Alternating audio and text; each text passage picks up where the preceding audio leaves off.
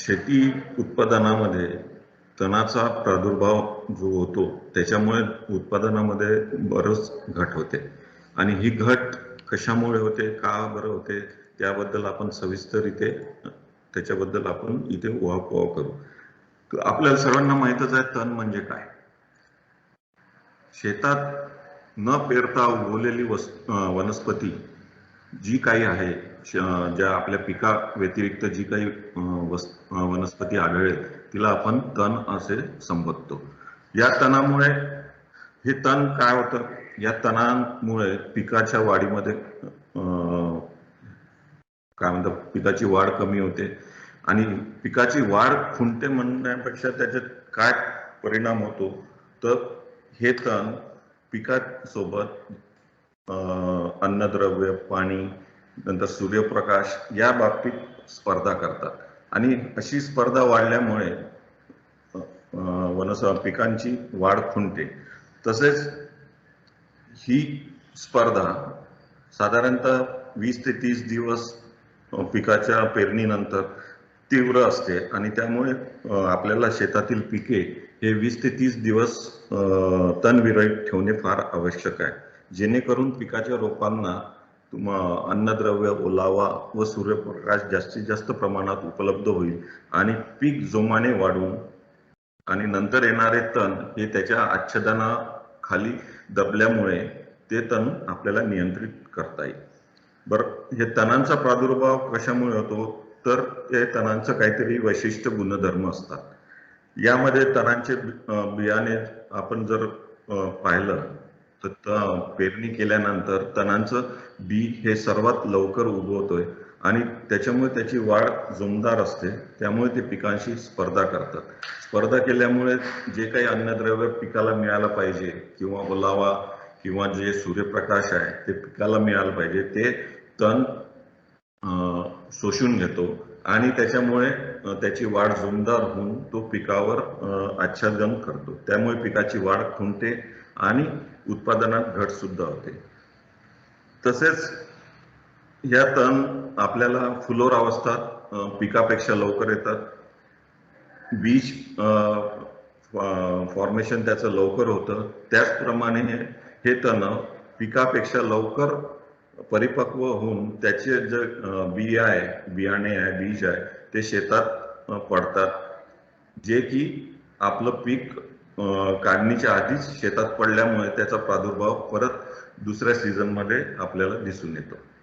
त्याचप्रमाणे हे तण प्रतिकूल परिस्थितीत सुद्धा वाढ होते. या तणांची प्रतिकूल परिस्थिती म्हटली समजा तर आपण कमी पावसात, जिथे उष्णता जास्त आहे, त्याचप्रमाणे चिबट जमिनीत किंवा ओलावा जास्त असेल तरी तणाची उगवण शक्ती कायम राहून तण हे पिकापेक्षा लवकर येतात आणि जमिनीतले अन्नद्रव्य व ओलावा शोषून त्यांची वाढ जोमदार होते आणि ते पिकाला अपायकारक किंवा त्याच्या पिकांशी स्पर्धा करतात.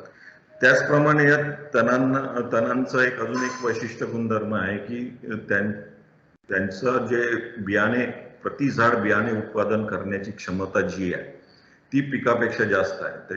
एकदम म्हणजे उदाहरणार्थ जर पाहिलं आपण बथुआ जे आहे ते जवळजवळ एका झाडापासून 72,000 तुमचे बियाणे तयार होतात. त्याचप्रमाणे चवलाई जे अमॅरंथस स्पीसीज म्हणून आपण सायंटिफिक नेम आहे त्याचं, चवळाई जवळजवळ 1.96 काय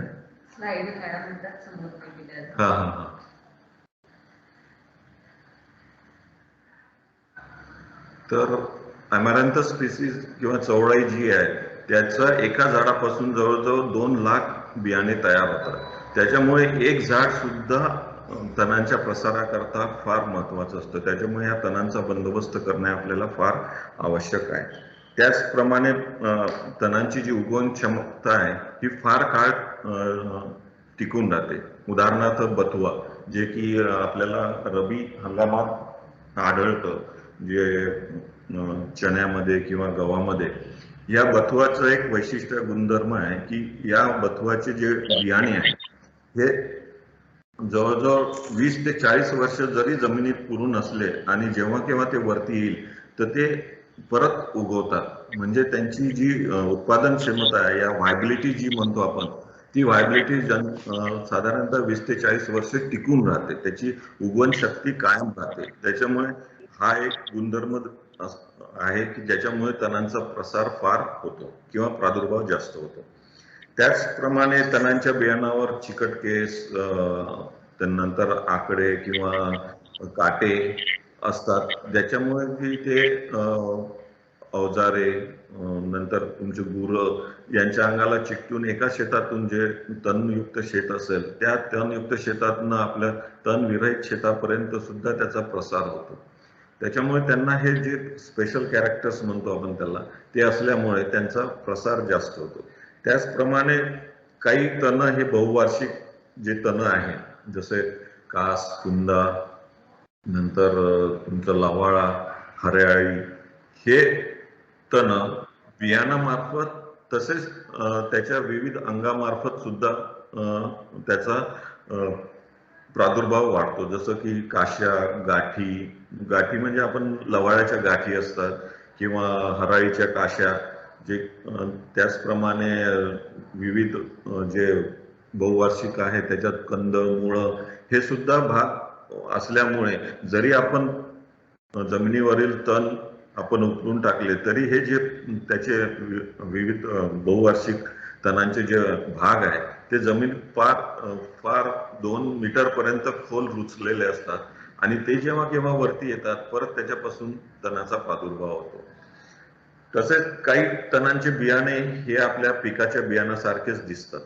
त्याचा रंग, त्याची साईज, त्याचे शेप हा आपला पिकांच्या बियाणासारखाच असतो. त्याच्यामुळे आपल्याला ते पिकांच्या बियाणापासून त्याला वेगळं करणे फार अवघड होतं आणि त्याच्यामुळे सुद्धा त्याचा तणांचा प्रादुर्भाव जास्त होतो. एखादं उदाहरण म्हटलं तर आपला जव, गव्हामध्ये किंवा बार्लीमध्ये जव हे एक वीड आहे की जे दिसायला गव्हासारखंच दिसतं. तुम्ही म्हणजे शेतात जरी पाहिलं तर त्याचं झाड सुद्धा गव्हासारखं दिसतं, त्याला आपण मिमिक्री वीड म्हणतो. किंवा त्याचे बियाणे जर गव्हाच्या बियाणामध्ये मिक्स झाले तर ते आपल्याला सेपरेट करता नाही येत. त्याच्यामुळे सुद्धा तणांचा प्रादुर्भाव जास्त होतो. दुसरं उदाहरण द्यायचं झालं तर आपलं कस्कुटा ज्याला आपण अमरवेल म्हणतो. अमरवेलचं बियाणं सुद्धा आपल्या याच्या लुसनला काय म्हणतो, लुसन जे घास म्हणतो आपण, फॉडर क्रॉप आहे, त्याच्या बियाण्यासारखं दिसतं. त्याच्यामुळे या तणांचा प्रादुर्भाव जास्त होतो.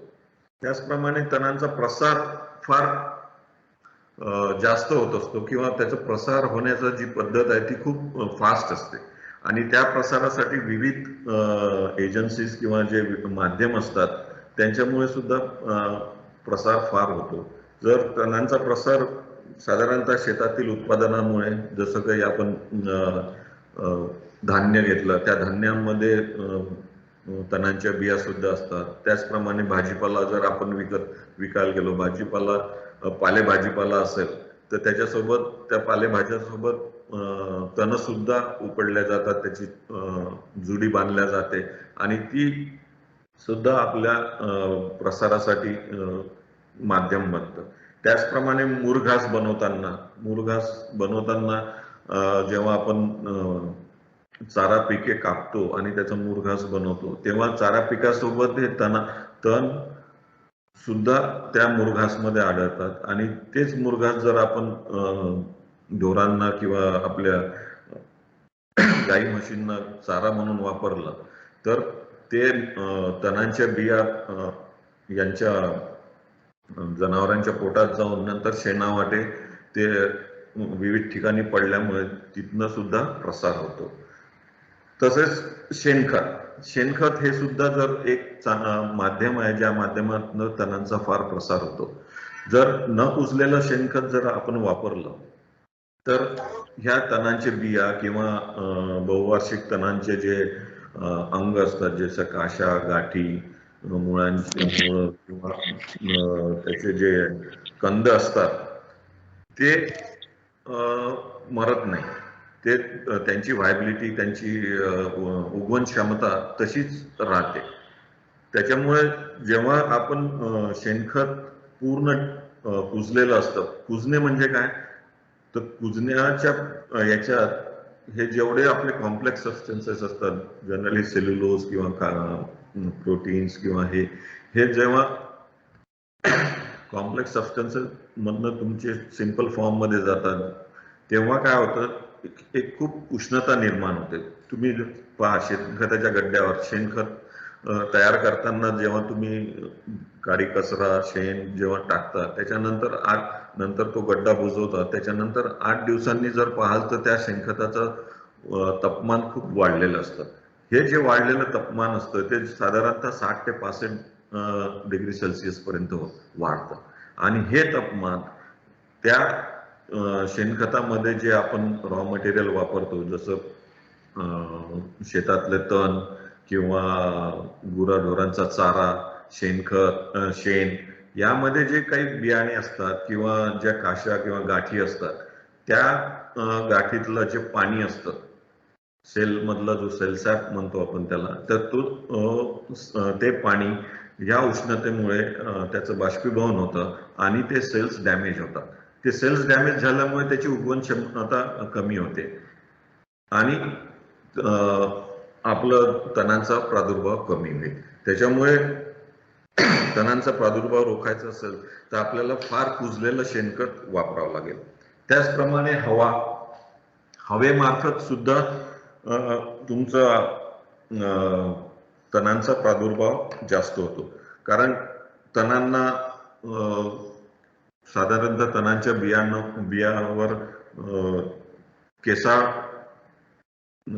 असतात, ज्याच्यामुळे त्याला ते हव्याच्या झोक्यामुळे ते जमिनीपासून उचलले जातात आणि एका ठिकाणाहून दुसऱ्या ठिकाणी त्याचा प्रसार होतो.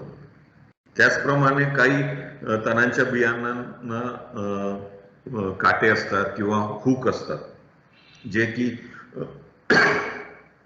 आपल्या अवजारांना किंवा गुरांना किंवा आपल्या गाई म्हशींना चिकटतात आणि त्याच्यामुळे जेव्हा केव्हा ते शेतातनं एका शेतातनं दुसरीकडे जातात तेव्हा त्या शेतामध्ये त्याचा प्रसार होतो. त्याचप्रमाणे पाणी सुद्धा आपण ओलितासाठी जे पाणी वापरतो त्या पाण्यातनं सुद्धा तणांचा प्रसार होतो. साधारणतः म्हणजे धरणामधनं जे कालवे येतात, कालव्यातनं जे पाट शेतात येतात किंवा चाऱ्या शेतात येतात, त्याच्या आजूबाजूला बरेचसे तण उगवलेले असतात.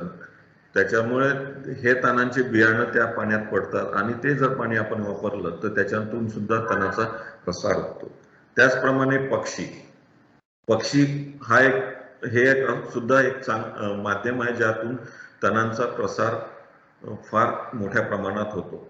उदाहरण द्यायचं असेल तर आपलं लँटेना कॅमेरा, हे ज्याला आपण तंटेनी किंवा घाणेरी म्हणतो, हे एक शोभिवंत झाड म्हणून फ्रान्स मधनं आपल्या इथे आलेलं होतं फार पूर्वी.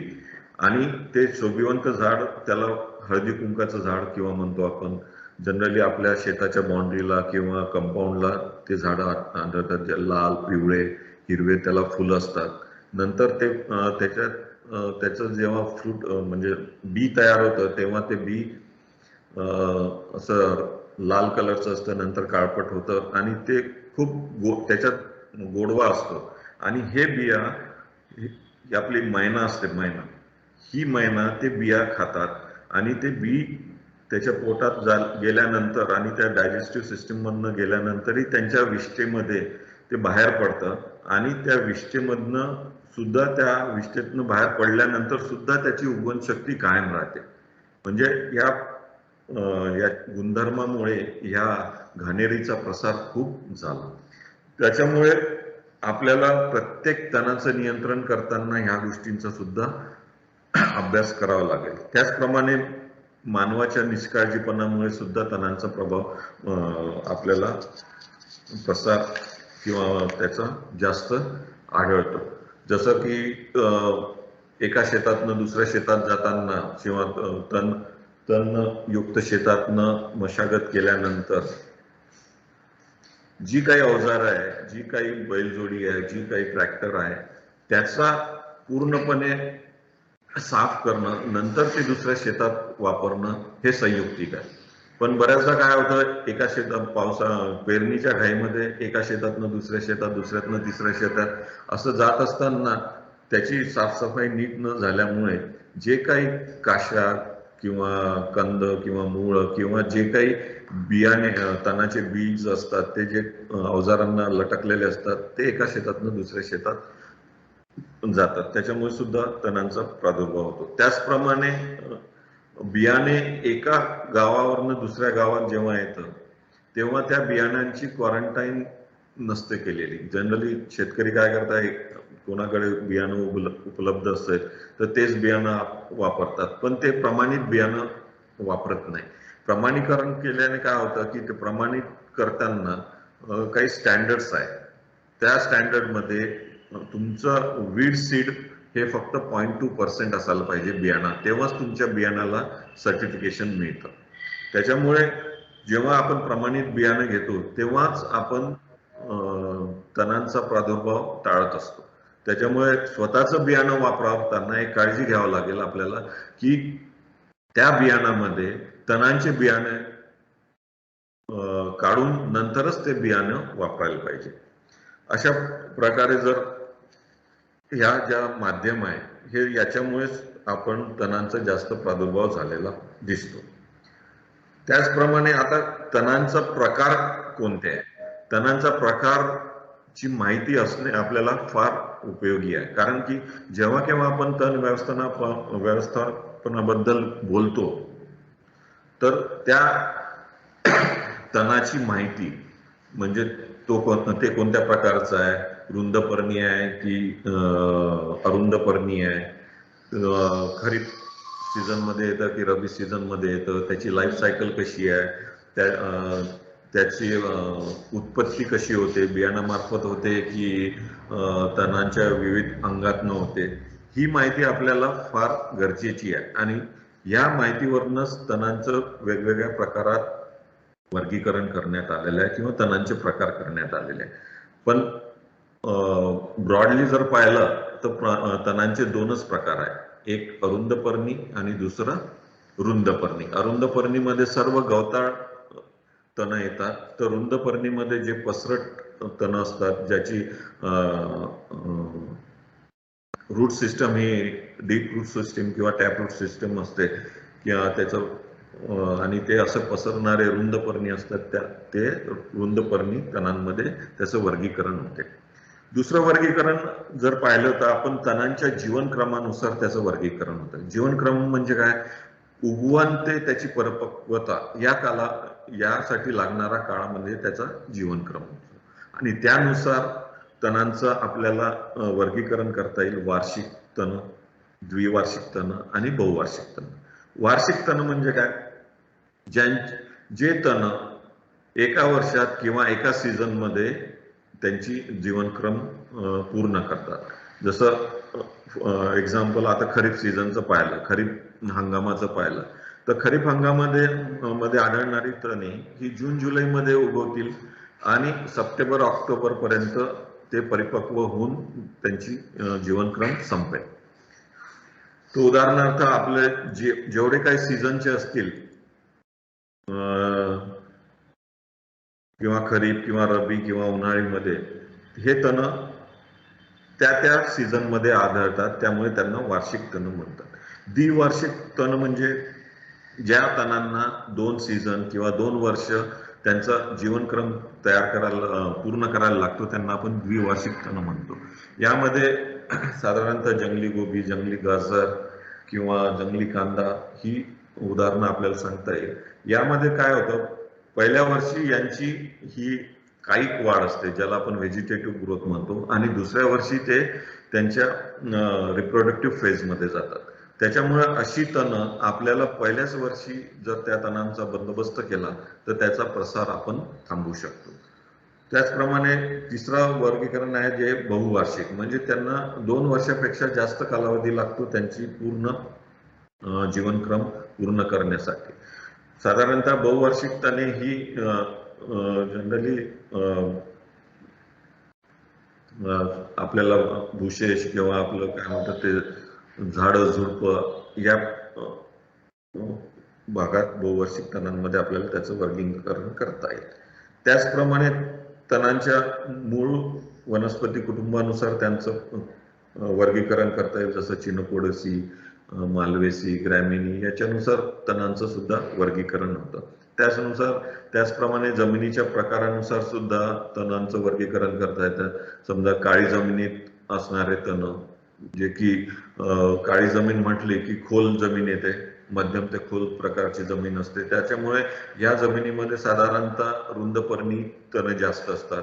हलकी जमीन म्हटलं किंवा ज्याला रेताळ जमीन म्हणतात, त्यामध्ये ह्या जमिनीची खोली साधारणतः 30 सेंटीमीटर असते किंवा 30 ते 45 सेंटीमीटर असते. त्यामुळे या जमिनीमध्ये साधारणतः गवत वर्गीय तण आढळतात. त्याच्यामुळे आपल्याला कोणतं तण कोणत्या जमिनीत आढळतं त्यानुसार त्या तणाचा बंदोबस्त कसा होईल याची सुद्धा माहिती मिळू शकते. त्याचप्रमाणे तणांच्या आढळणाऱ्या ठिकाणावरून सुद्धा त्या तणांचं वर्गीकरण करता येईल. जसं पिकातील तणे, म्हणजे ही तणे फक्त पिकातच आढळतील, जसं चांदवेल, बथुआ, नंतर तुमचं देवधान, वाईलोट, ज्याला आपलं जंगली जव म्हणतात, तसेच कुराणातील किंवा आपलं ग्रेझिंग लँड म्हणतो, कुराण किंवा चराई क्षेत्रावर आढळणारे तण, यामध्ये आपल्याला जनरली घोळ किंवा अंबुशी हेच तण आढळतील. तसंच कालवा चारीलगत जे तण आढळतात किंवा पाटालगत जे तणे आहेत, यामध्ये प्रामुख्याने तुमचं एकदांडी, नंतर कडूजिरा, लालजिरा, हराळी हे तण साधारणतः आपल्याला दिसून येतात. त्याचप्रमाणे रोड लगत किंवा रस्त्यालगत जे तण आढळतात त्यामध्ये फक्त गाजरगवत, टकाला म्हणजे तरोटा किंवा रेशीम काटा या प्रकारची तणे आपल्याला आढळतात. नंतर अजून एक प्रकार आहे तणांचा, जो परोपजीवी तणे. परोपजीवी तणे म्हणजे हे तणे अशी आहेत की जे फक्त पिकांवरच आढळून येतात किंवा दुसऱ्या वनस्पतीवर स्वतःचा जीवनक्रम घालवतात. यामध्ये दोन प्रकारचे परोपजीवी आढळतात, एक मुळांवर जगणारे आणि एक फांद्यांवर किंवा त्यांच्या खोडावर जगणारे तण. समजा मुळावर जगणारे तणांचं जर उदाहरण द्यायचं असेल तर आपल्याला स्ट्रायगा, जे टारफुला म्हणतो, जे आपल्याला ज्वारी, मका, बाजरी किंवा ऊस या पिकांमध्ये साधारणतः आढळतात. त्याचप्रमाणे जर फांद्यांवर आढळणारे किंवा खोडावर आढळणारे जर उदाहरण द्यायचं असेल तर अमरवेल किंवा बांडगुळ हे जे आपल्याला आंब्याच्या फांदीवर जनरली दिसतं, त्या अमरवेल जनरली साधारणतः अमरवेल हा आपल्याला रुंदपर्णी किंवा गळीत आपले पल्स क्रॉपवर फार जास्त आढळतात. सध्या सोयाबीनवर अमरवेलचा मागील 2-3 वर्षापासून सोयाबीनमध्ये आपल्याला अमरवेलचा फार प्रादुर्भाव दिसतोय. त्याचप्रमाणे या तणांचं आपल्याला त्याच्या उगम स्थानानुसार सुद्धा वर्गीकरण करता येईल. जसं देशी तण म्हणजे आपल्या देशातच सालोसाल किंवा पुरातन काळापासून आढळणारी जी तण आहे त्याला आपण देशी तण असं म्हणू शकू. जसं की गोकुरू, चांदवेल, बावची याचं वर्गीकरण आपल्याला देशी तणामध्ये करता येईल.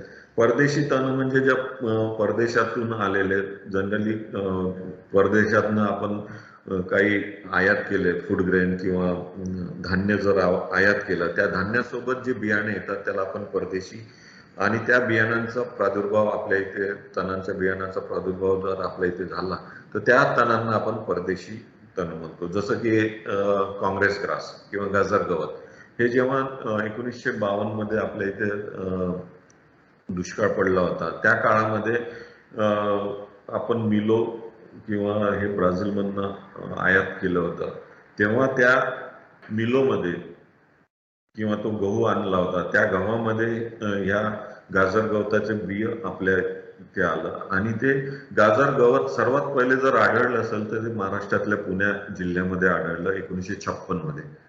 आणि तिथून गाजर गवताचा एका दशकात इतका प्रसार आणि प्रचार झाला की पूर्ण देशभर त्या गाजर गवताने पूर्ण शेत व्यापून टाकले.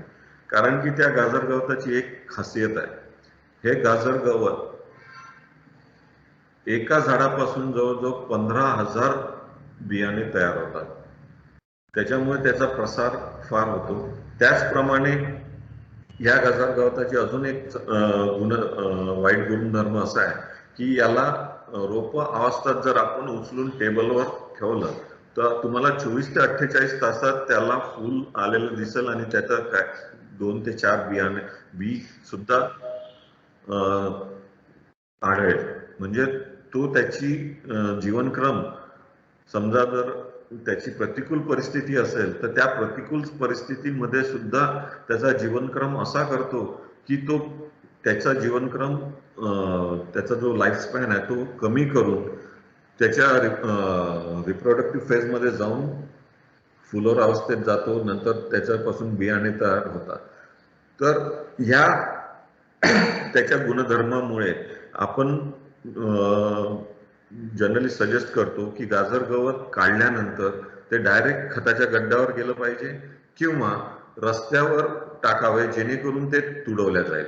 तुडवल्यामुळे काय होतं, त्याच्यातले जे सेल्स असतात ते सर्व डॅमेज होतात. त्याच्यामुळे ज्या पानांमध्ये जे हरितद्रव्य असतं ते हरितद्रव्य फुलोर अवस्थेत आणि बियाण्यांमध्ये जात नाही आणि त्याचं बियाणे तयार होत नाही. त्याच्यामुळे गाजर गवत निर्मूलन करताना एक लक्षात घ्यावं, जे काही गाजर गवत आहे शेतातनं निघतं, एक तर त्याला रस्त्यावर टाकावे, जेणेकरून तिथनं गाई, गुरंढोरं किंवा माणसांच्या पायाखाली किंवा बैलबंडी खाली तुडवल्या जाईल आणि त्याचे सेल्स डॅमेज होतील आणि त्याचं बिया तयार होणार नाही.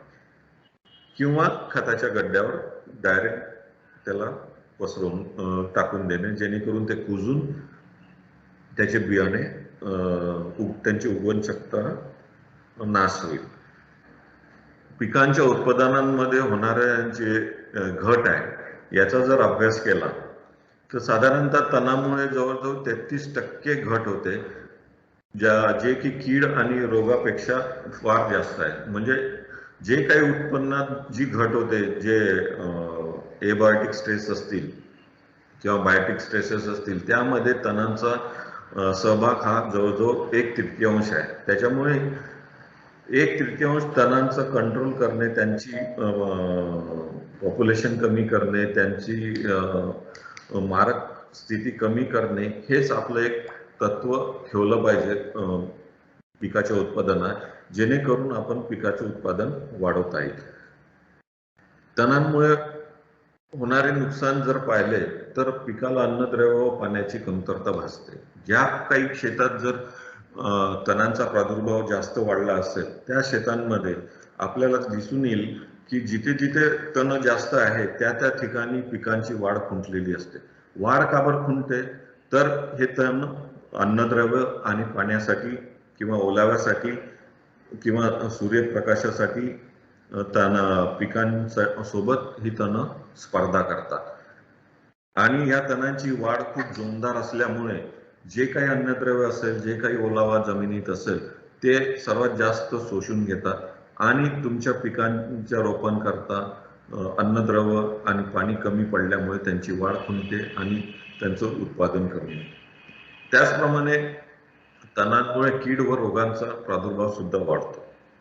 ही तणं काही कीड व रोगांचे अल्टरनेट होस्ट म्हणतो ज्याला आपण, की ते समजा पीक नसेल शेतात तर ते त्यांचा जीवनक्रम या तणांवर पूर्ण करतात आणि जेव्हा केव्हा पीक शेतात येईल तेव्हा त्या पिकावर ते आक्रमण करतात आणि पिकावर रोगांचा आणि किडीचा प्रादुर्भाव होतो.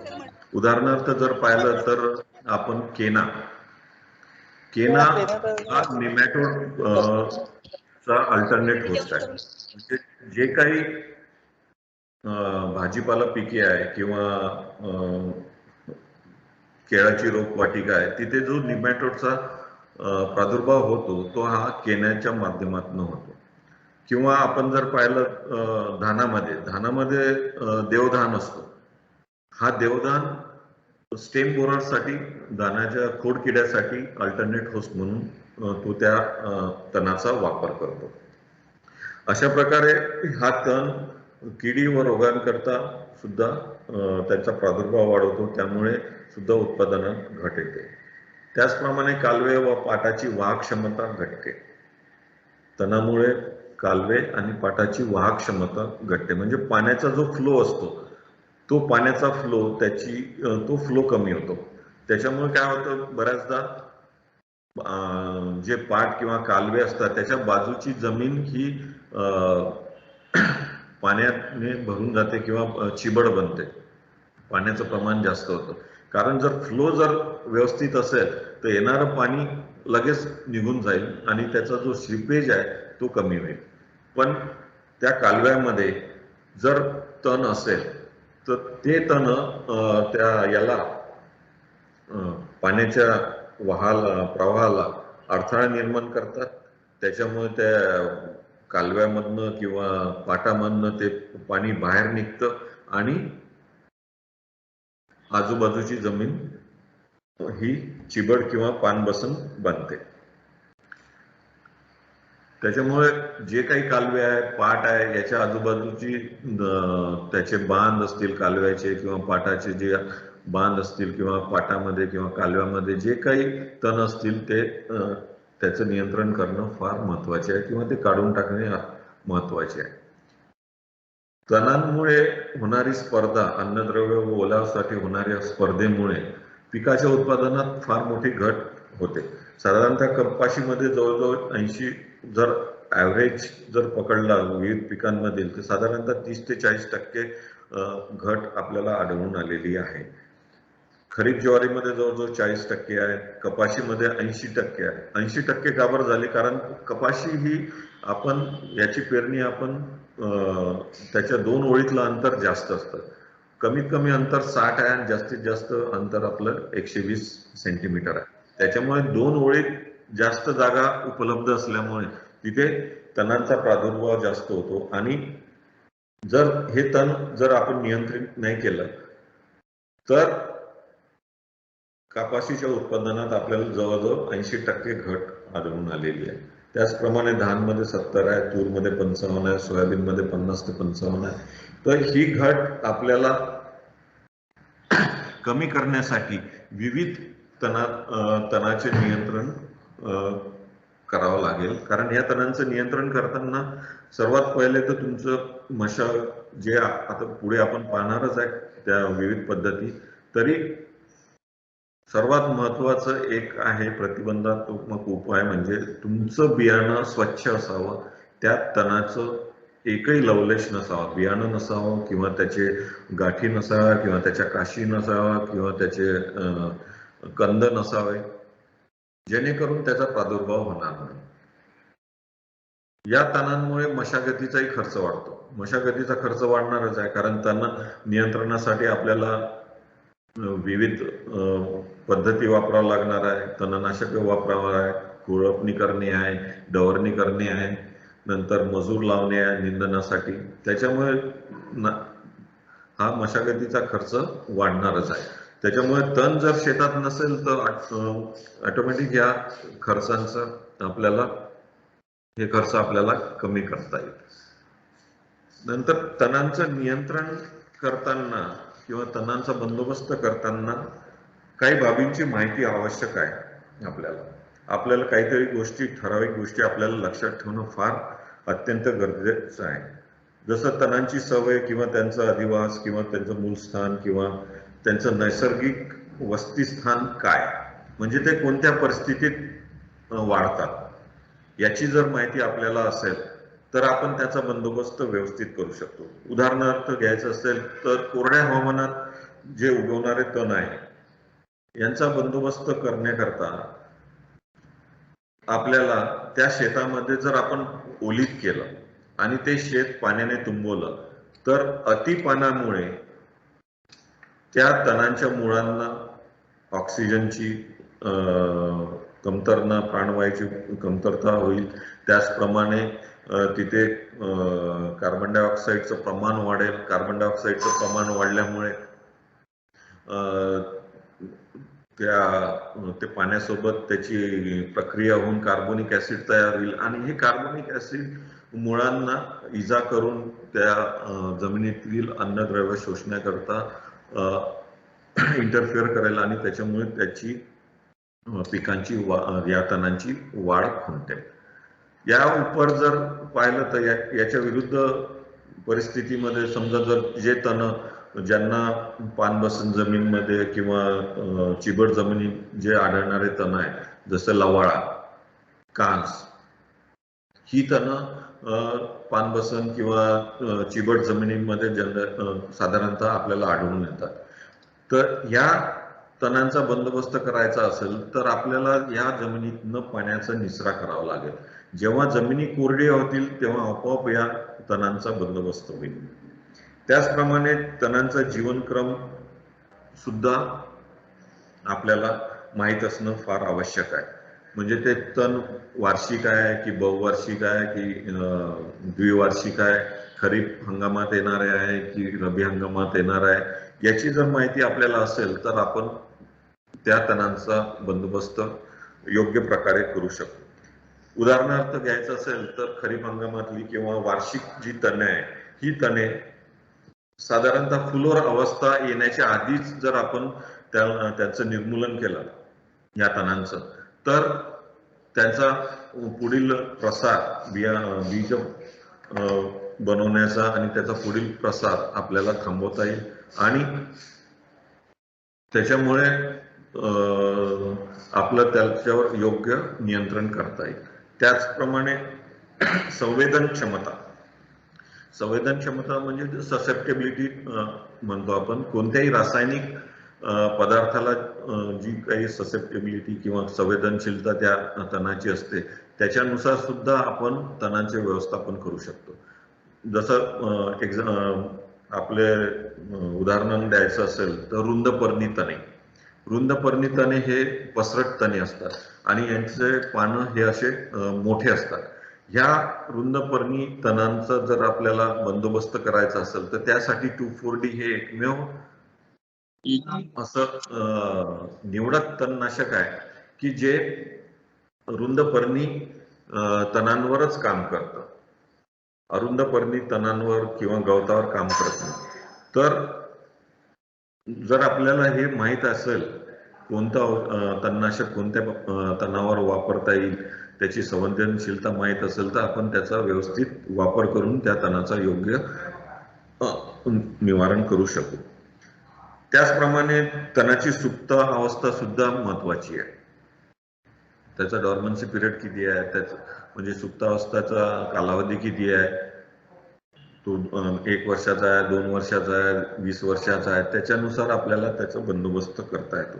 त्याचप्रमाणे या तणांचा प्रसार कसा होतो, त्या तणांचा प्रसार कोणत्या पद्धतीने होतो, ती पद्धत जर माहीत असेल तर त्या पद्धतीला आपण आळा घालून त्या तणांचा सुद्धा बंदोबस्त करतात.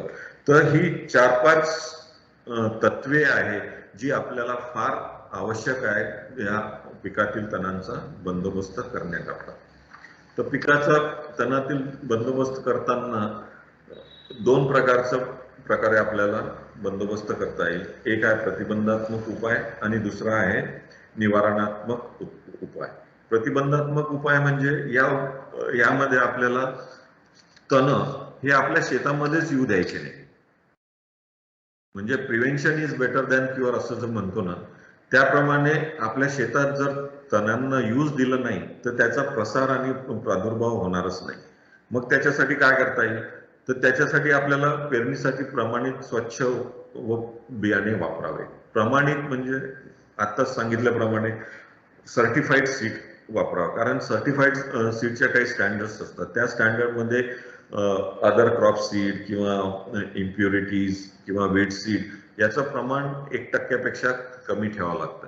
त्याच्यामुळे असं सर्टिफाईड सीड जर वापरलं तर तणांचा प्रादुर्भाव सुद्धा कमी करता येईल आणि त्याचा प्रसार सुद्धा किंवा त्याचं प्रसारण सुद्धा आपल्याला थांबवता येईल.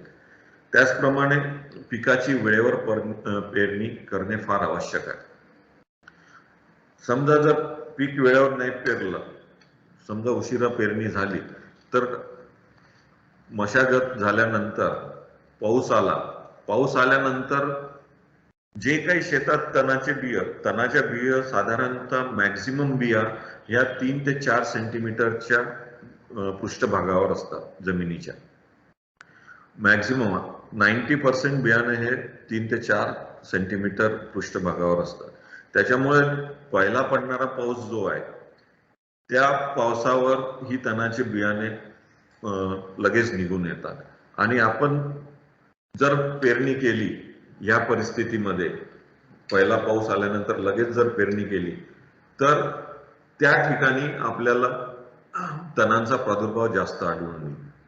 या उपर जर आपण हे पहिला पाऊस आल्यानंतर जे काही तणाचे रोप निघतील ते रोप उगवून झाल्यानंतर त्याच्यानंतर जर आपण एक वखरणी किंवा डवरणी केली किंवा कोळपणी केली, त्याच्यानंतर जर आपण पेरणी केली, तर आपल्याला तणांचा बंदोबस्त किंवा तणांचा प्रादुर्भाव कमी करता येईल. दुसरा प्रतिबंधात्मक उपाय म्हणजे पूर्ण कुजलेले शेणखत, कंपोस्ट खत वापरावे आणि ते चांगले जमिनीत मिसळावे. आत्ताच आपण त्याचा गुणधर्म पाहताना विचारलं, तणांचे जे गुणधर्म पाहिले त्यामध्ये मी सांगितल्याप्रमाणे शेणखत हे पूर्ण कुजलेले असले पाहिजे. पूर्ण कुजलेल्या शेणखतामुळे काय होतं की ते जे काही तणांचे अंग असतील किंवा तणांचे बिया असतील ते शेणखत बनताना, कुजताना जी काही हीट निर्माण होते, जी काही तापमान वाढतं त्या शेणखताचं, त्या तापमानामध्ये त्यांची उगवण क्षमता कमी होते किंवा उगवण क्षमता नाहीशी होते आणि त्याच्यामुळे त्याचा प्रादुर्भाव कमी होतो. तिसरा प्रतिबंधात्मक उपाय म्हणजे रासायनिक खते जमिनीवर फेकून न देता ओळीत 4 ते 5 सेंटीमीटर खोल बियाखाली पेरावी. साधारणतः ही पद्धत आपण आपल्याला ज्या पिकांमध्ये 2 ओळीतलं अंतर जास्त आहे त्या पिकामध्ये आपल्याला फार काळजीपूर्वक करावं लागेल. कारण की जर आपण रासायनिक खते जमिनीवर तसेच फेकून दिले तर 2 ओळीतल्या अंतरामधील जे काही तणाचे रोप असतील त्या तणांना हे अन्नद्रव्य मिळतील आणि त्यांची वाढ जोमाने होईल. कारण तण हे पिकाच्या रोपापेक्षा जास्त प्रमाणात अन्नद्रव्य शोषून घेण्याची त्यांची क्षमता असल्यामुळे जे काही रासायनिक खतं आपण पिकांच्या ओळींमध्ये टाकतो ते लवकर शोषून घेतात आणि त्यांची वाढ जोमात होते आणि तुमच्या ओळीतल्या पिकातील ओळीतल्या रोपांना हे रासायनिक खत किंवा अन्नद्रव्य उपलब्ध होत नाही. त्याच्यामुळे खतं देताना ओळीपासून 4 ते 5 सेंटीमीटर बाजूला आणि 4 ते 5 सेंटीमीटर खोल जर आपण खतं दिली तर ही खते पिकाच्या ओळीतील रोपांना, त्यांच्या मुळांना लगेच उपलब्ध होतील आणि पिकं ते लवकर शोषून घेतील आणि पिकाची वाढ जोमदार होईल. आणि पिकाची वाढ जोमदार झाल्यामुळे त्याचा फैलाव जो आहे तो 2 ओळीतील फैलावावर त्या जमिनीवर पूर्ण होईल. त्याच्यामुळे त्या जमिनीवरनं येणाऱ्या 2 ओळीतल्या जमिनीतून त्या मधल्या जागेतनं येणारे पुढचे तण आहे ते आपल्याला नियंत्रित करता येईल. त्याचप्रमाणे शेतातील बांध, धुरे, रस्ते, पानाचे पाट, दांड, कुंपणे इत्यादी तणमुक्त ठेवावे, जेणेकरून या बांधावर किंवा धुऱ्यावर किंवा रस्त्यावर जे काही तण वाढतील ते तणच्या बिया आपल्या शेतात येणार नाही आणि आपलं शेत तणमुक्त ठेवता येईल. त्याचप्रमाणे तणांचे बीज पक्व होण्यापूर्वी म्हणजे फुलोर असतानाच नष्ट करावे, म्हणजे त्यांचं बिया होण्याच्या आधीच, बिया तयार होण्याच्या आधीच ते तण आपल्याला त्याच्या व्हेजिटेटिव्ह ग्रोथ मध्येच किंवा त्याच्या काही अवस्थेतच त्याला नियंत्रण करणे फार आवश्यक आहे. अशा प्रकारे जर आपण प्रतिबंधात्मक उपाय जर योजिले तर आपल्या शेतात तणांचा प्रादुर्भाव आणि प्रसार आपण कमी करून पिकांची वाढ जोमदार होईल आणि तुमचं उत्पन्न जास्तीत जास्त उत्पादन आपण त्या शेतातनं काढू शकू, त्या पिकाचं उत्पादन. त्याच्यानंतर निवारात्मक उपाय म्हणजे शेतात तण आल्यानंतर आपल्याला काय करावं लागेल, कोणत्या पद्धतीने त्या तणांचा बंदोबस्त करावा लागेल, त्यासाठी विविध पद्धती आपल्याला वापराव्या लागेल. त्यामध्ये मशागती किंवा यांत्रिक पद्धती आहे, यामध्ये विविध पद्धती आहे. एक ते आपण पाहू कोणत्या कोणत्या पद्धती आहे. यामध्ये सर्वात महत्वाची पद्धत आहे जमिनीची पूर्व मशागत. साधारणतः जमिनीची पूर्व मशागत आपण रब्बी हंगामातलं पीक काढल्यानंतर मार्च, एप्रिल किंवा मे मध्ये जी नांगरणी करतो, या नांगरणी ही खोल नांगरणी करावी, जेणेकरून जे तणांचे बिया किंवा तणांचे अवशेष जे असतात, जे खोल 1 ते 1.5 फुटापर्यंत किंवा 2 फुटापर्यंत जमिनीत गाडले गेलेले असतात, ते बिया किंवा तणांचे अवशेष पृष्ठभागावर येतात आणि एप्रिल आणि मे मधलं जे ऊन असतं, साधारणतः 40 ते 45 डिग्री टेम्परेचर असतं आणि या 40 ते 45 डिग्री तापमानामध्ये जेव्हा हे तणाचे अवशेष किंवा तणांचे बिया पृष्ठभागावर येतात आणि ह्या तापमानामुळे त्या बियाणामधले, त्या अवशेषांमधले जे काही पाणी आहे त्याचं बाष्पीभवन होऊन ते बियाणे कोरडे होतात, त्यांचा सेल्स रप्चर होतात, त्या अवशेषांचं जसं कंदमुळे असतील किंवा काशा असतील किंवा गाठी असतील, त्याच्यातलं पाण्याचं प्रमाण कमी होऊन त्या सेल डॅमेज होतात आणि त्याचं रिजनरेशन किंवा त्याची उत्पत्ती आपली थांबते आणि तणांचा प्रादुर्भाव कमी होतो. त्याचप्रमाणे जांभूळवाई करणे ही तर सर्वात महत्वाची मशागतीय पद्धत आहे. साधारणतः आपण पेरणी खरीप हंगामामध्ये पेरणी आपण जवळजवळ 70 ते 75 सेंटीमीटर जेव्हा पाऊस होतो, त्याच्यानंतर आपण पेरणी करण्यास शेतकऱ्यांना सल्ला देतो. तर हा 70 ते 75 mm जो पाऊस पडतो, 1 किंवा 2 पाऊस होतात, त्याच्यानंतरच पेरणीसाठी आपण शेतकऱ्यांना सल्ला देतो. तर हा 70 mm पाऊस हा जे काही तण असतात, जे काही पृष्ठभागावर 2 ते 3 सेंटीमीटर जे काही तणांचे बियाणं असतात, त्याच्यासाठी फार उपयोगी असतो. ते तण लगेच उगवतात आणि रोपा असतात 7 ते 8 दिवसात येतात. त्याच्यामुळे पेरणीच्या आधी एक डवरणी दिली किंवा एक वखरणी जरी दिली आपण, तरी 70 ते 80% तुमच्या तणांचं नियंत्रण होईल. त्याच्यामुळे जांभूळवाई आणि त्या पद्धतीला आपण जांभूळवाई म्हणतो आणि ही जांभूळवाई करणे फार आवश्यक आहे, जेणेकरून पहिल्या पावसात जे काही तण उगवले असतील त्याचा आपण नायनाट करू शकतो. नंतर पीक उभे असताना आपल्याला डवरणी आणि निंदणी करणे फार आवश्यक आहे. डवरणी बैलाच्या सहाय्याने आपण डवरणी करतो, 2 ओळी डवरा चालवतो. जे काही पिकांचे रोप असतील त्यामध्ये तणांचे रोप असतील त्या डवरणीमुळे निघून जातील आणि जे काही तण फार घट्ट याच्यात जे डवरणीमुळे निघाले नसतील ते निघण्यासाठी मग एक निंदन दिलं तर जवळजवळ 15 ते 20 दिवसानंतर 15 दिवसानंतर एक डवरणी आणि पेरणीनंतर आणि नंतर 25 ते 30 दिवसांनी एक निंदन दिलं तर ते साधारणतः खरीप सीझन मधले सोयाबीन, उडीद, मूग ह्या पिकांकरता एकदम सफिशियंट आहे की ते सर्व तण जवळजवळ 90% तणांचा बंदोबस्त होईल. कारण की 30 दिवसानंतर त्या पिकाची वाढ इतकी होते की ते 2 ओळीतलं अंतर त्यांच्या पानाने पूर्ण आच्छादन होते. त्याच्यामुळे सूर्यप्रकाश जमिनीवर जात नाही. सूर्यप्रकाश जमिनीवर गेला नाही तर त्या जे काही नंतर येणारे तण आहे त्यांना सूर्यप्रकाश मिळत नाही. त्याच्यामुळे त्यांच्या याच्यात फोटोसिंथेसिस होत नाही. फोटोसिंथेसिस झालं नाही त्याच्यामुळे त्याची वाढ होत नाही. त्याच्यामुळे तणांचा आपोआप बंदोबस्त होईल. त्याचप्रमाणे दुसरी पद्धत आहे आंतरपीक पद्धती. आंतरपीक पद्धती ही साधारणतः ज्या पिकांमध्ये 2 ओळीतलं अंतर 60 सेंटीमीटर पेक्षा जास्त आहे त्या पिकांमध्ये ही आंतरपीक पद्धती वापरतात.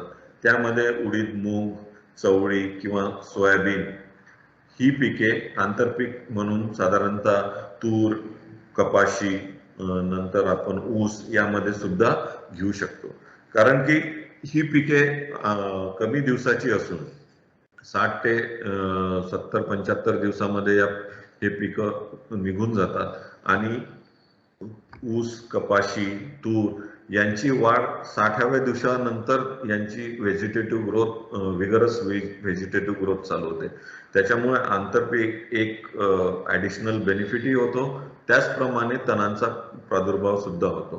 कारण की हे पिकं जवळ लावल्या 30 सेंटीमीटर अंतरावर आंतरपीक म्हणून जर घेतलं तर यांची वाढ लवकर होते आणि हे पिकं जे 2 ओळीतलं अंतर आहे मुख्य पिकाच्या ते त्याचा जमीन पूर्ण त्याच्या पानांनी कव्हर करून टाकते आणि तणांचा बंदोबस्त करतात. त्याचप्रमाणे ते पिकं काढल्यानंतर त्याचा जर आपण जमिनीत गाळले त्याचे अवशेष त्या पिकाचे तर त्याच्यामुळे सेंद्रिय कर्बाचा सुद्धा तुमच्या जमिनीत अन्नद्रव्याचा सुद्धा वाढ होते आणि तुमची जमिनीची पोत सुटते. त्याच्यामुळे आंतरपीक पद्धतीमुळे सुद्धा आपल्याला तणाचा बंदोबस्त करता येईल.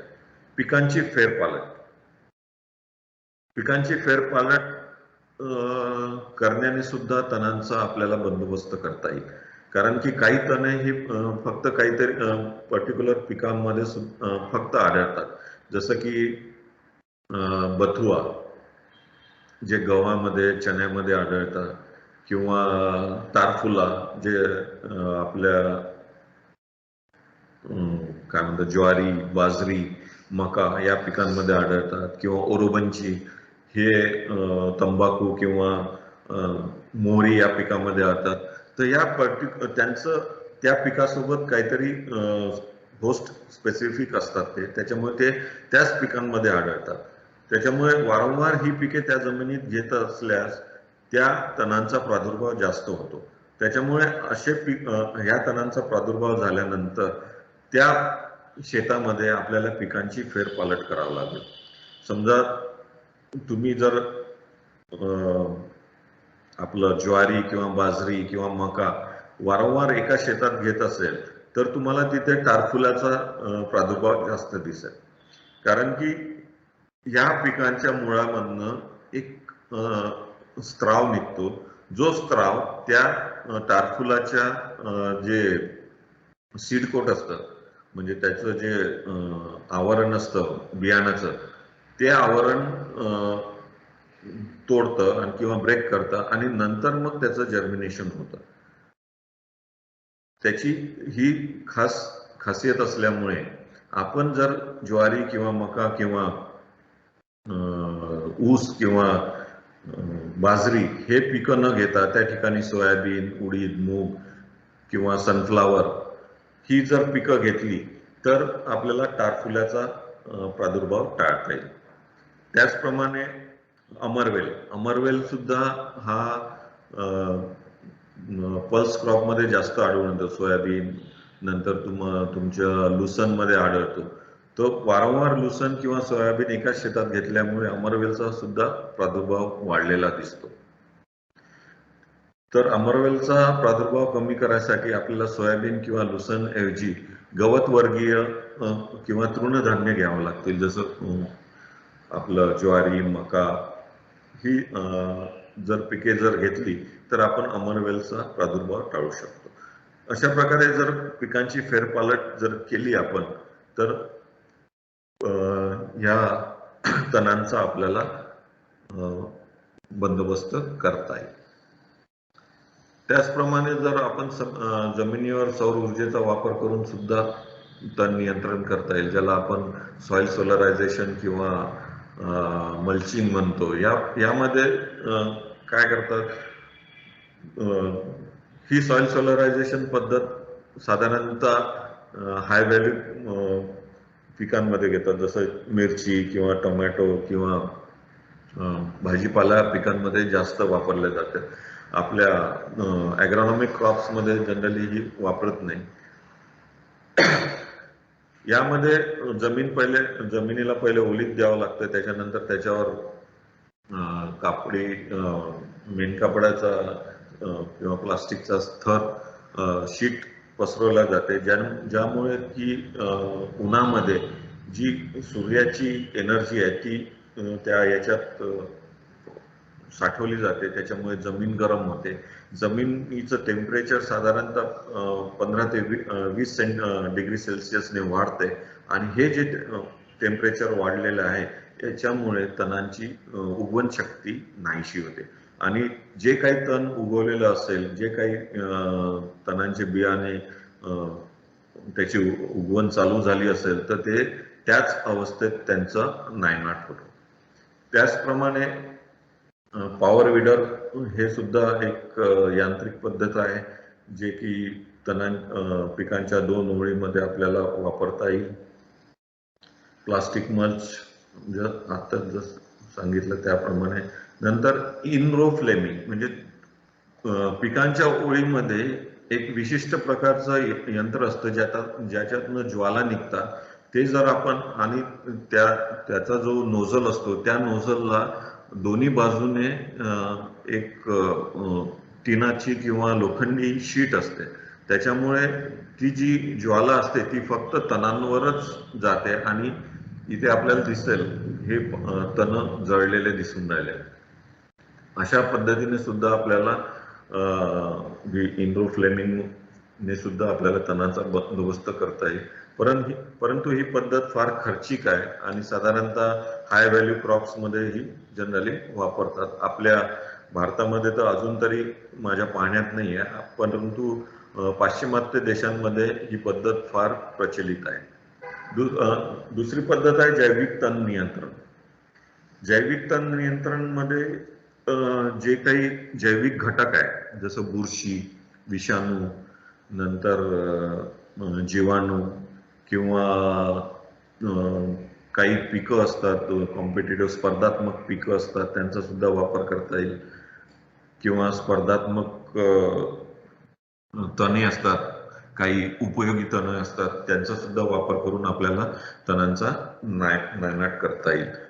परंतु ही जैविक तण नियंत्रण वापरताना, पिकांमध्ये वापरताना याचा थोडासा एक ड्रॉबॅक हा आहे की काही विशिष्ट दिवसानंतर ही जैविक घटक जे आहे, समजा किडी असतील किंवा ही याच्यावर तणांवरनं तुमच्या पिकावर सुद्धा मायग्रेट करू शकता आणि पिकाला नुकसान किंवा अपायकारक राहू शकतात. त्याच्यामुळे जैविक तण नियंत्रण वापरताना जे काही आपण जैविक घटक वापरू, भुंगे असतील किंवा जीवाणू असेल किंवा ढेकूण असेल किंवा विषाणू असेल किंवा बुरशी असेल, त्यांनी पर्टिक्युलर त्या काहीतरी त्यांचे वैयक्तिक गुणधर्म असावा लागतात. तर ते कोणते आहेत? ते हो स्पेसिफिक असावं पाहिजे. म्हणजे ते फक्त त्या तणावरच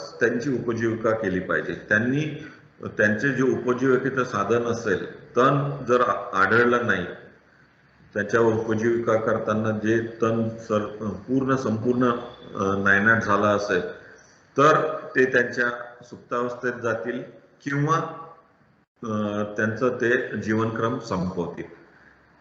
हा एक गुणधर्म या जैविक घटकात असणे फार आवश्यक आहे. नाहीतर काय होईल, हेच कीड तुमच्या पिकासाठी उपद्रव ठरेल. त्याच्यामुळे जैविक तण नियंत्रण करताना साधारणतः आपण जैविक तण नियंत्रण हे वेस्टलँड मध्ये किंवा रोड लगत किंवा जिथे तणांचा जास्त प्रादुर्भाव आहे त्या ठिकाणीच आपण सजेस्ट करतो. जसं गाजर गवत निर्मूलनासाठी हा जायगोग्रामा भुंगा किंवा मेक्सिकन भुंगा फार उपयोगी ठरलेला आहे. या गाजर गवत निर्मूलनामध्ये झायगोग्रामा बायकलराटा म्हणून याचं वैज्ञानिक नाव आहे आणि हे भुंगे गाजर गवताची जी स्टेम असते किंवा जी मूळ खोड असतं त्या मूळ खोडांमध्ये आतमध्ये जाऊन जी झायलम अँड फ्लोएम व्हेसल्स असतात त्यांना खातात. त्याचप्रमाणे हरितद्रव्य पानांमध्ये हरितद्रव्य खातात. त्याचप्रमाणे जेव्हा फुलोरा अवस्थेत असतात तेव्हा त्या फुलोरामध्ये जाऊन ओव्हरी खातात. त्याच्यामुळे बिया तयार होत नाही आणि गाजर गवताचं पूर्ण निर्मूलन होतं. यामध्ये आपल्याला विविध तण दिलेले आहे आणि त्याचे विविध जैविक घटक दिलेले आहेत ज्याच्यामुळे आपण त्याचं तण नियंत्रण करू शकतो. यामध्ये आपलं NRCWS याचं आता नाव directorate of weed science research Jabalpur यांनी हा मेक्सिकन भुंगाचं याचं उत्पत्ती करण्याचं मेन सेंटर आहे. 1911-12 मध्ये आम्ही कृषी महाविद्यालय नागपूर आणि कृषी विभाग यामार्फत आमदार फंडातनं सावनेर तालुका मध्ये हा गाजर गवत निर्मूलनाचा एक प्रयोग आम्ही केला होता. याच्यासाठी सर्वात पहिले आम्ही भुंगे एंटामॉलॉजी सेक्शन मध्ये तयार केले. याच्यासाठी मातृ कीड आम्ही जबलपूरवरनं आणली. नंतर आमच्या इथे एक नेट हाऊस तयार करून तिथे गाजर गवत पेरलं. त्या गाजर गवतावर हे भुंगे यांची मल्टिप्लिकेशन केलं आणि दुसऱ्या वर्षी सावनेर तालुक्यामध्ये माननीय आमदार सध्याचे मंत्री सुनील केदार यांच्या मतदारसंघामध्ये हा कार्यक्रम आम्ही DSWR यांच्या संयुक्त विद्यमाने राबवला होता. याकरता आम्ही 500 भुंगे प्रति हेक्टरी याप्रमाणे सर्व जिथे जिथे गाजर गवत असेल तिथे आम्ही वितरित केले आणि 2 ते 3 वर्षात त्या पट्ट्यातलं गाजर गवत म्हणजे नाहीसं करण्यात बराचसा फायदा झालेला आहे. अजूनही तिथे आम्ही जर फेरफटका मारला तर आपल्याला दिसेल की तिथे हे मेक्सिकन भुंगे आपल्याला कुठे ना कुठेतरी आढळतात आणि कम्युनिटी स्प्रेड जिथे काही असेल गाजर गवताचा तिथे आपल्याला या मेक्सिकन भुंग्याचा वापर करण्यात येईल. त्याचप्रमाणे ह्या गाजर गवताचा आपल्याला नियंत्रण तरोटा किंवा रेशीम काट्याने सुद्धा करता येईल.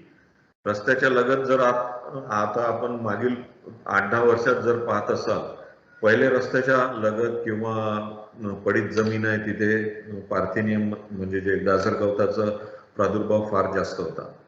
पण काही दिवसात आपल्याला असं आढळून आलं की जेव्हा तरोटा किंवा हे रेशीम काट्याचा प्रादुर्भाव वाढायला लागला तसा तसा गाजर गवताचा प्रादुर्भाव कमी व्हायला लागला. आपल्याला आता रस्त्याच्या कडेला नुसता तरोटा दिसतो किंवा रेशीम काटा दिसतो. हे का बरं झालं? तर तरोटा आणि रेशीम काट्याचा हा या गाजर गवतावर ॲलोपॅथिक इफेक्ट आहे. ॲलोपॅथिक इफेक्ट म्हणजे काय की तरोटा आणि हे रेशीम काट्यांच्या मुळामधनं काही स्त्राव निघतो आणि ह्या स्त्रावमध्ये केओलिन नावाचा एक घटक आहे जो अल्कोलाइड आहे आणि केओलिन आणि त्याच्यासारखे अनेक अल्कोलाइड असतात. हे अल्कोलाइड गाजर गवताच्या जे बियाणे असतं त्याची उगवण क्षमता नाहीसं करतात. त्याच्यामुळे आपल्याला दिसेल की रस्त्याच्या कड्याला सध्या तरोटा आणि रेशीम काटा जास्त आहे, त्या मानाने गाजर गवत फार कमी आढळतं. तर अशा प्रकारे सुद्धा आपल्याला या गाजर गवताचं निर्मूलन करता येईल. जिथे कुठे गाजर गवताचा प्रादुर्भाव जास्त असेल तिथे तरोटाच्या शेंगा गोळा करणे, त्याचं बी काढणे आणि गाजर गवत जिथे जास्त प्रादुर्भाव तिथे फेकून देणे उन्हाळ्याच्या आधी. जेव्हा पाऊस येईल तेव्हा ते बियाणं उगवेल आणि त्याचा तुम्हाला गाजर गवताचं निर्मूलन अशा प्रकारे करता येईल. त्याचप्रमाणे काही बुरशी आहे ज्या तणांवर वाढून त्यांचा नायनाट करतात आणि त्या बुरशींचा मायक्रोहर्बिसाइड्स म्हणून बऱ्याचशा कंपन्या सुद्धा त्याचा निर्मित करून राहिले आणि या त्यांचे ट्रेड नेम्स आहे डिवाइन, कॉलॅगो, बायोपोलारिस आणि त्यातला हा बुरशी आहे फायटोप्टेरा, कोलेक्ट्रिक बायोपोलारिस, स्ट्रेप्टोमायसिस, कोलिट्रेकियम आणि हे त्या पर्टिक्युलर तणांचा या बुरशीमुळे नायनाट करता येईल. नंतर सर्वात महत्वाचं निवारणात्मक आहे तणांचं निवारण और व्यवस्थापन करायचं असेल तर आपल्याला तणनाशक सुद्धा वापरता येतील. पण तणनाशक वापरताना थोडी काळजी घ्यावी लागेल. सतत जर आपण तणनाशक वापरत राहिलो तर या तणनाशकामुळे पर्यावरणावर सुद्धा अनिष्ट परिणाम होऊन राहिला आणि कमीत कमी तणनाशक वापरून आपल्याला तणांचा बंदोबस्त करावा लागेल. तणनाशक वापरताना तणनाशकाचं जर साधारणतः मोठ्या प्रमाणात दोनच घटक आपल्याला प्रकार आढळतात, जे आहे निवडक तणनाशक आणि बिननिवडक तणनाशक. निवडक तणनाशक म्हणजे ही तणनाशक समजा जर पिकावर फवारली तर हे फक्त तणांनाच अपायकारक राहतील, पिकाला अपायकारक राहणार नाही. पण त्या पर्टिक्युलर तणालाच अपायकारक राहील. जसं 2,4-D आहे. 2,4-D हे फक्त रुंदपर्णी तणांनाच अपायकारक राहील. त्याच्यामुळे तण वापरता नंतर हे आपलं दुसरं आहे क्विझालोफॉप, जे की टर्गा सुपर नावाने आपल्याला बाजारात उपलब्ध आहे. हे तणनाशक फक्त अरुंद पर्णी म्हणजे गवतवर्गीय तणांकरताच प्रभावकारी आढळून आलेले आहे. त्याच्यामुळे निवडक तणनाशक नंतर वापरायची असतात. सो त्याच्यानुसार त्यांचं वर्गीकरण त्या पद्धती असतात. पीक पेरणीपूर्वी वापरायची म्हणजे पीक पेरायच्या आधी जमिनीवर तुम्हाला तणनाशक फवारावं लागते. एक तर ते निवडक तणनाशकही वापरता येईल किंवा बिननिवडक तणनाशक वापरायचं असेल तर त्या पेरणीपूर्वी जे काही तण निघालेले असतील त्याच्यासाठी ग्लायफोसेट किंवा पॅराक्वाट मारणे, जेणेकरून ते उगवलेले तणांचा नायनाट होईल. नंतर दुसऱ्या तिसऱ्या दिवशी पेरणी करावी. नंतर पीक उगवण्यापूर्वी वापरायची तणनाशक उदाहरणार्थ ॲट्राट्राफ, स्टॉम, लासो. स्टॉम म्हणजे पेंडिमिथिन, लासो म्हणजे तुमचं ॲलॅक्लोर, ॲट्राट्राफ म्हणजे तुमचं ॲट्रायझिन. नंतर पीक व तण उगवल्यानंतर वापरायची तणनाशके. जेव्हा आपण जांभूळवाई करून किंवा पीक जांभूळवाई करून पेरणी केल्यानंतर साधारणतः 15 ते 20 दिवसानंतर शेतामध्ये पिकांच्या ओळीमध्ये आपल्याला लहान लहान तणांची रोपे दिसतात. अशा तणांचा नायनाट करण्यासाठी आपल्याला निवडक तणनाशके वापरणे फार आवश्यक आहे, जे की आपल्याला पीक तण आणि पीक उगवल्यानंतर वापरायचे असतात. या उदाहरणार्थ 2,4-D.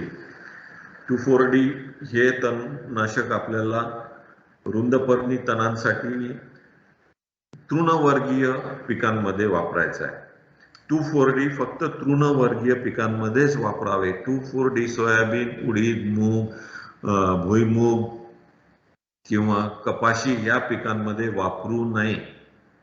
कारण 2,4-D हे रुंदपर्णी झाडांनाच अपायकारक असतात. त्याच्यामुळे ते रुंदपर्णी तण असो की पीक असो, त्याच्यामुळे 2,4-D हे फक्त अरुंदपर्णी पिकांमध्ये जसं की ऊस, ज्वारी, मका, बाजरी या पिकांमध्येच वापरावं.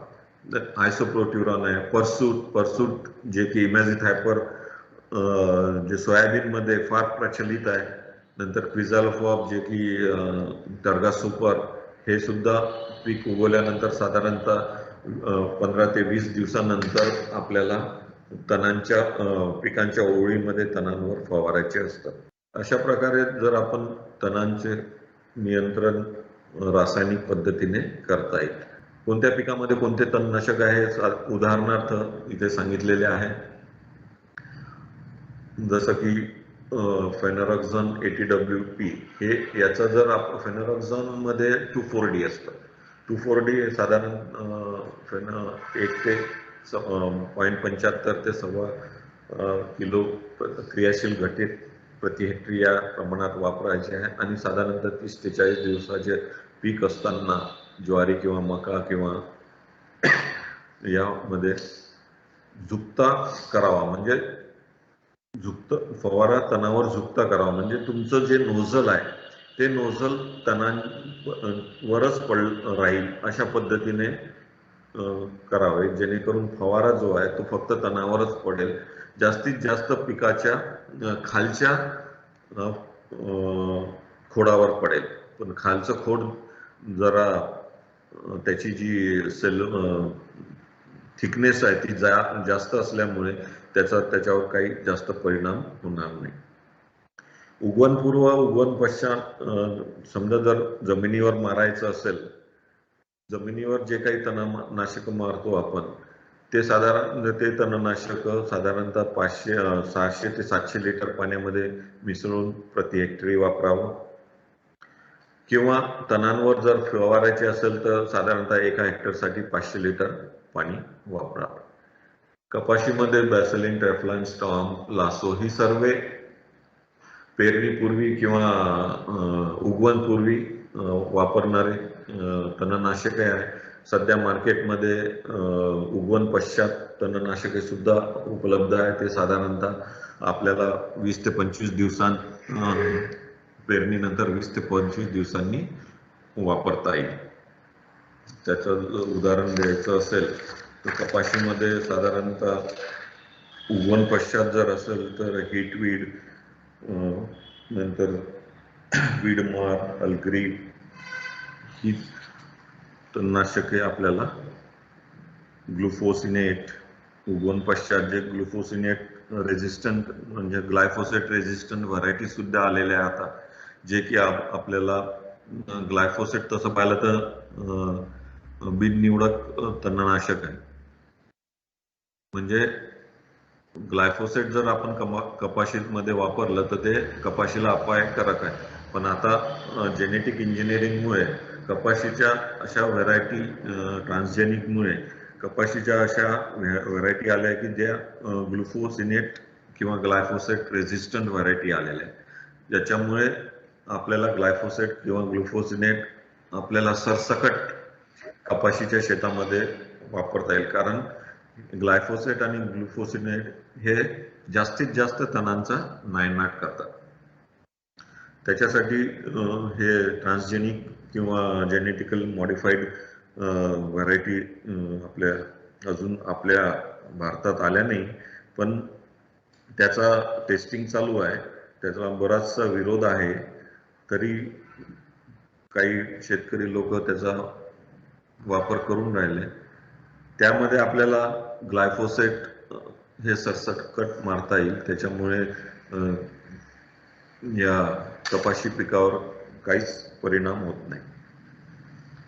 सोयाबीनमध्ये परसूट, क्विझालोफॉप, नंतर क्लोरिमिरानी, इथाइल, क्लोबेन हे साधारणतः वापरता येईल. उडीद मूगमध्ये साधारणतः हरभरा, करडई यामध्ये साधारणतः उगवण पूर्व जे काही तणनाशक आहे त्यांचा आपण वापर करावा.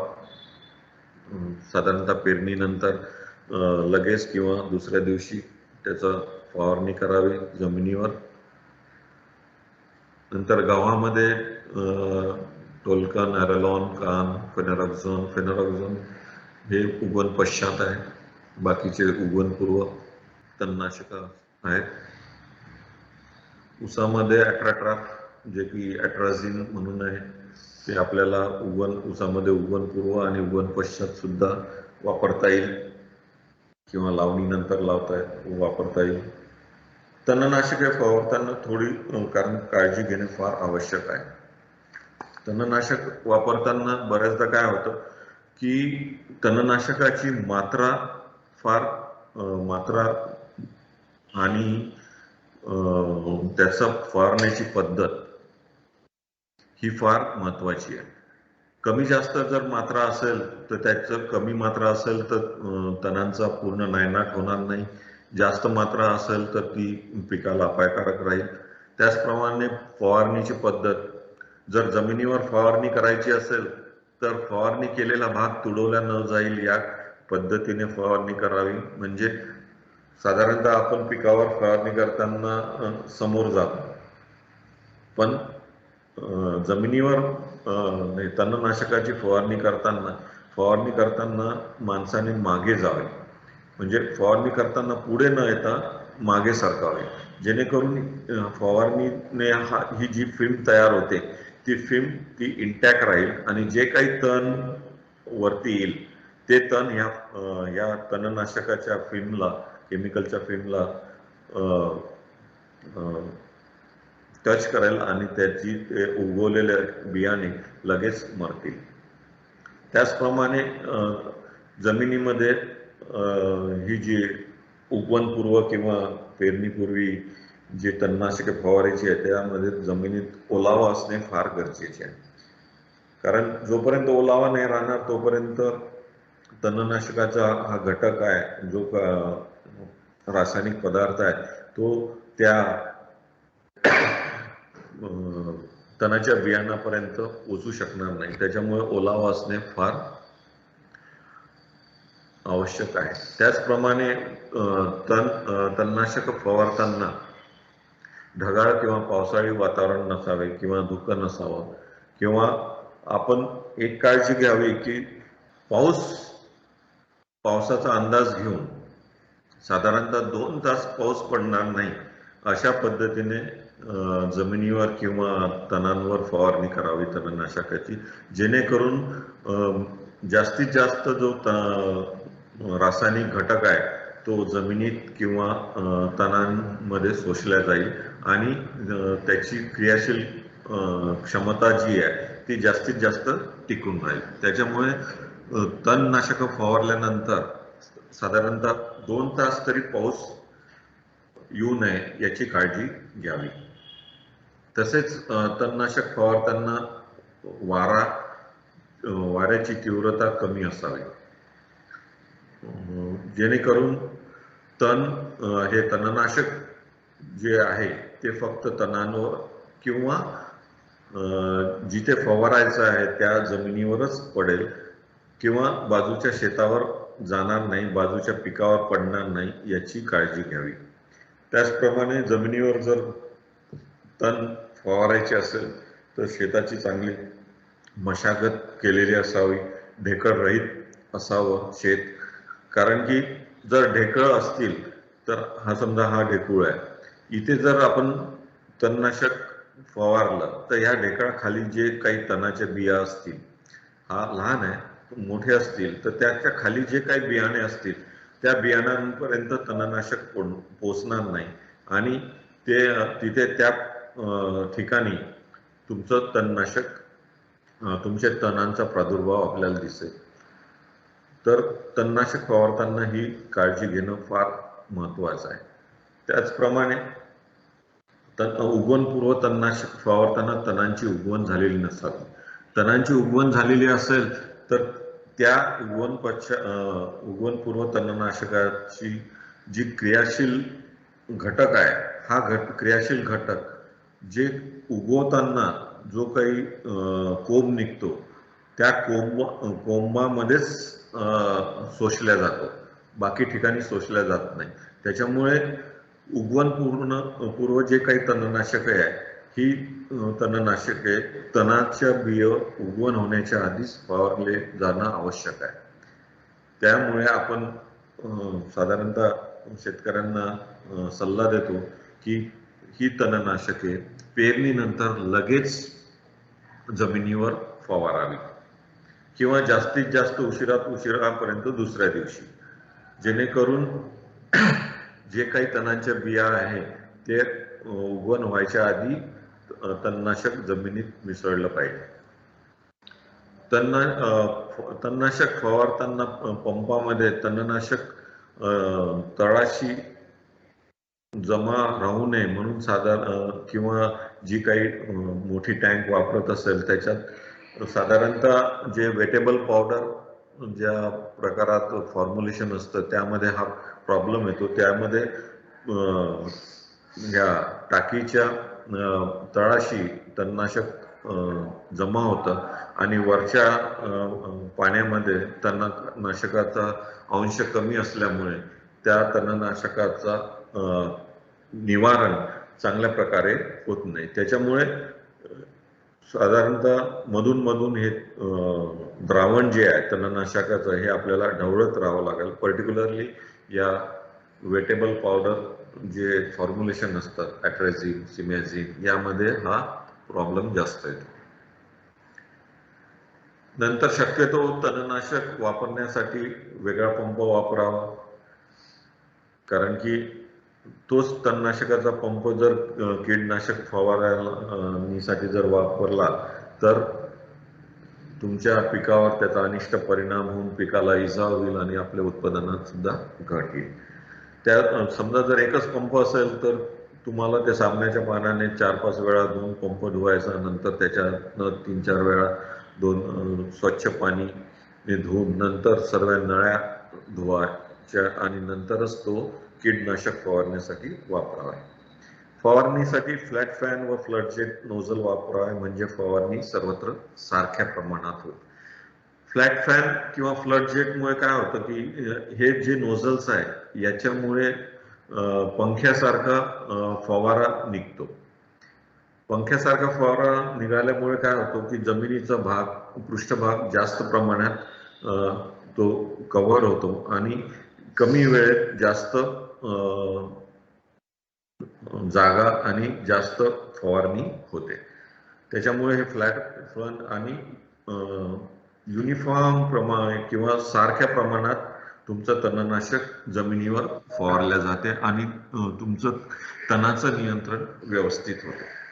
त्याचप्रमाणे तणांचे अंशीकरण, पंपाचे अंशीकरण करणे फार आवश्यक आहे. अंशीकरण म्हणजे ज्याला आपण कॅलिब्रेशन म्हणतो. हे अंशीकरण फार जरुरी आहे, कारण की काय होतं की प्रत्येक फवारणीला दुसरा मजूर येतो. प्रत्येक मजुराची चालण्याची पद्धत, त्याची फवारणी करण्याच्या हाताची पद्धत यामध्ये फरक असतो. त्याच्यामुळे ते जे द्रावण असतं, पाण्याचं प्रमाण असतं ते कमी अधिक होतं आणि त्याच्यामुळे त्या तणनाशकाची तीव्रता कमी अधिक होते आणि योग्य प्रकारे तणांचं बंदोबस्त होत नाही. मग अंशीकरण कसं करायचं? ते 10 मीटर बाय 10 मीटर जमीन पाहिजे. त्या जमिनीवर आपला जो 10 लिटर पंपाचा 10 मीटर बाय 10 मीटरची जमीन आखून घ्यायची. त्यावर आपला 10 लिटर पंप जो आहे, 10 लिटरचा पंप, त्याच्यात 10 लिटर पाणी भरायचं आणि जो कोणी मजूर पिकावर किंवा जमिनीवर तणनाशकाची फवारणी करणार असतो त्याला त्या 10 बाय 10 मीटरच्या जमिनीवर पाण्याचा सारख्या प्रमाणात फवारणी करायला सांगायची. पूर्ण फवारणी झाल्यानंतर पूर्ण तुमचा तो वरचा थर जमिनीचा ओला झाल्यानंतर त्याची फवारणी थांबवायची आणि त्या टाकीमध्ये किती पाणी उरलं ते पाहायचं. समजा 5 लिटर पाणी वापरल्या गेलं, 10 लिटर भरलं होतं आणि 5 लिटर उरलाय, म्हणजे 5 लिटर पाणी तुमचं 100 स्क्वेअर मीटर साठी वापरल्या गेलं, म्हणजे तुम्हाला एका हेक्टर साठी 500 लिटर पाणी लागेल त्या माणसाकरता. एखादा दुसरा मजूर घेतला त्याला 400 लिटरच पाणी लागेल, एखादा अजून घेतला त्याला 600 लिटर पाणी लागेल. अशा पद्धतीने तुम्हाला त्या तणनाशक जे प्रति हेक्टरी मात्रा दिली आहे त्याच्या द्रावण तयार करण्यासाठी पाणी किती लागेल त्या पंपाचं अंशीकरण करणं फार आवश्यक आहे. अन्यथा काय होईल, जे रासायनिक मात्रा आहे तणनाशकाची रासायनिक मात्रा, जी क्रियाशील घटकाची मात्रा आहे, ती योग्य प्रमाणात न पडल्यामुळे तणांचा बंदोबस्त होणार नाही किंवा जास्त प्रमाणात झालं तर ते पिकाकरता अपायकारक राहील. त्याच्यामुळे पंपाचं अंशीकरण करणे फार आवश्यक आहे. नंतर 2,4-D या तणनाशकाची ज्वारीच्या पिकात मूग, उडीद सारखे द्विदल वर्गीय पीक असल्यास फवारणी करू नये, कारण 2,4-D हे रुंद पर्णी तणांच्या नायनाट करण्यासाठी वापरले जातात. जर 2,4-D आता आंतरपीक म्हणून ज्वारीमध्ये किंवा तुरीमध्ये, ज्वारीमध्ये जर आंतरपीक म्हणून मूग उडीद घेतलं असल्यास, जर 2,4-D तण रुंद पर्णी तणासाठी वापरायचं असेल तर आपल्याला त्या पीक पद्धतीमध्ये, आंतरपीक पद्धतीमध्ये वापरता येणार नाही, कारण त्याच्यामुळे मूग आणि उडीदावर अनिष्ट परिणाम होईल, ते पीक नष्ट होईल. सलग ज्वारीच्या पिकामध्येच 2,4-Dचा वापर करावा. तणनाशक फवारताना त्याचा फवारा इतर पिकांवर किंवा शेजारच्या शेतातील पिकावर उडणार नाही याची संपूर्ण दक्षता घ्यावी, किंवा याकरता नोझलला संरक्षक कवच किंवा हुड लावावा, जेणेकरून जे काही तणनाशक आहे या नोझलमधनं जाऊन फक्त तणावरच पडेल. अशी खबरदारी जरी घेतली तर आपल्या अशा पद्धतीमध्ये आपल्याला ग्लायफोसेट सुद्धा वापरता येईल.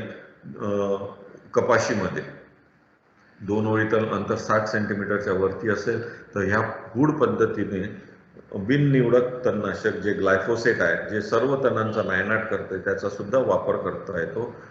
पण त्याला हे हुड लावावा लागेल तुमच्या नोझलला, जेणेकरून तुमचा जो काही फवारा आहे तो फक्त तणावरच पडेल. या स्प्रेइंगच्या टेक्निक्स आहे, ही योग्य पद्धत आहे. हे असं उलटा फवारा मारू नये.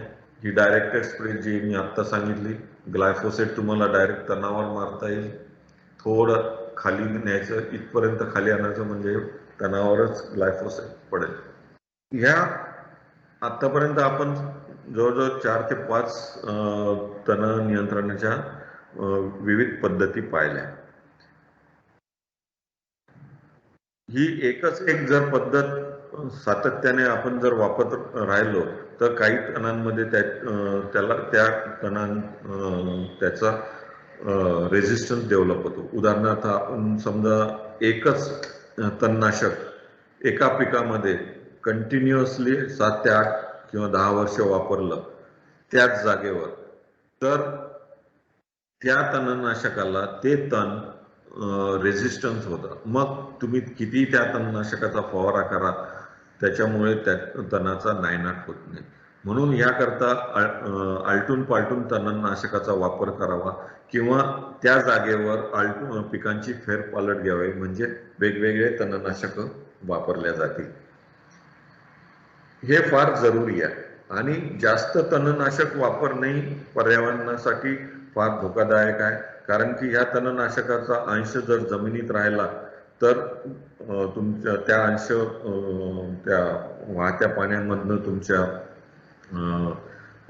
नदी नाल्यांमधनं तुमच्या पिण्याच्या पाण्यामध्ये सुद्धा येऊ शकता आणि मानवाला अपायकारक राहू शकता. त्याचप्रमाणे ग्रीन हाऊस इफेक्ट सुद्धा, कार्बन डायऑक्साईडचं प्रमाण सुद्धा त्याच्या तणांचा नाशकांचा जो अंश असतो त्याचं डिसइंटिग्रेशन जेव्हा होतं, त्याचं व्होलटायझेशन जेव्हा होतं, तेव्हा CO2 तयार होऊन तुमचा ग्रीन हाऊस इफेक्ट सुद्धा होतो, तापमानात वाढ सुद्धा होते. त्याच्यामुळे जास्त प्रमाणात तण नाशक न वापरता एक सिस्टीम अप्रोच, ज्याला आपण एकात्मिक तण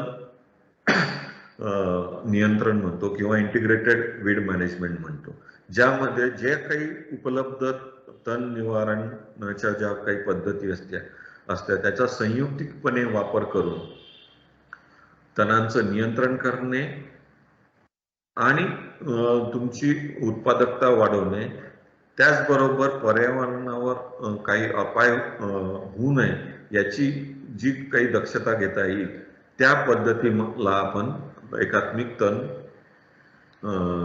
व्यवस्थापन म्हणतो. यामध्ये आपल्याला प्रतिबंधात्मक उपाय सुद्धा वापरता येईल, किंवा मशागतीय किंवा यांत्रिक पद्धती, नंतर तुमच्या ॲग्रॉनॉमिक प्रॅक्टिसेस सुद्धा वापरता येईल, नंतर बायोलॉजिकल मेथड्स, जैविक कीड नियंत्रण, नंतर तणनाशकाचा सुद्धा वापर करता येईल. ॲलोपॅथी इफेक्ट म्हणजे ॲलोपॅथी म्हणजे एखादं झाड त्याच्या मुळातनं जे किंवा त्या पानातनं जे काही द्रावण किंवा जो काही स्त्राव येतो त्याच्यामुळे दुसऱ्या झाडाचं वाढ खुंटते, त्याला आपण ॲलोपॅथी म्हणतो. याचा सुद्धा वापर करता येईल. जसं सनफ्लावरच्या म्हणजे सूर्यफुलाच्या जे काही पानं आहे आणि जे काही मूळ आहे त्याच्यातनं एक घटक म्हणजे स्त्राव निघतो. त्या स्त्रावामुळे बरेचशा तणांचा आपल्याला बंदोबस्त झालेला मिळतो. यामुळे एकात्मिक तण व्यवस्थापनामुळे आपल्याला एन्व्हायरमेंटल म्हणजे पर्यावरणाचं संरक्षण सुद्धा करता येईल.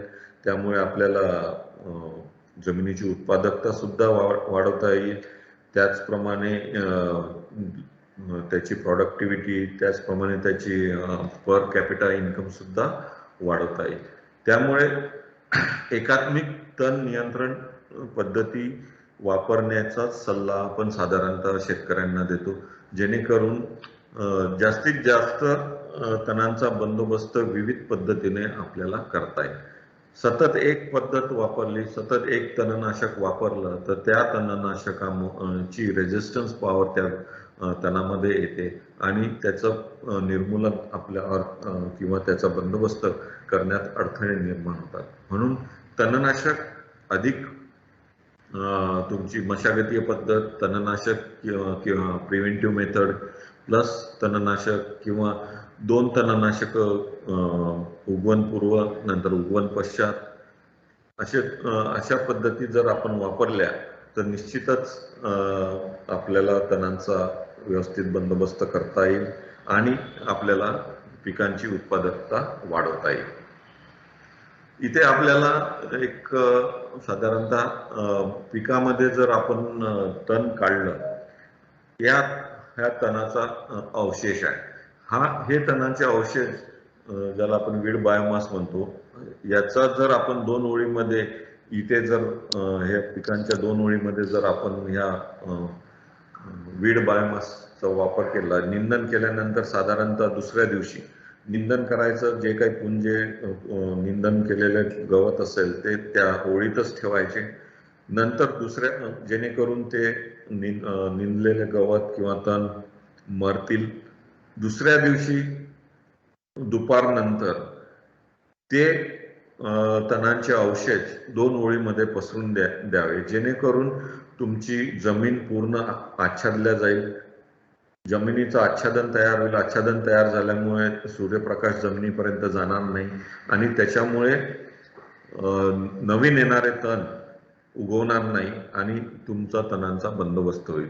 साधारणतः आपण निंदन 25 ते 30 दिवसानंतर पहिली डवरणी देतो. 15 दिवसानंतर नंतर 25 ते 30 दिवसांनी जे काही डवरणीनंतर आलेलं तण आहे ते काढतो.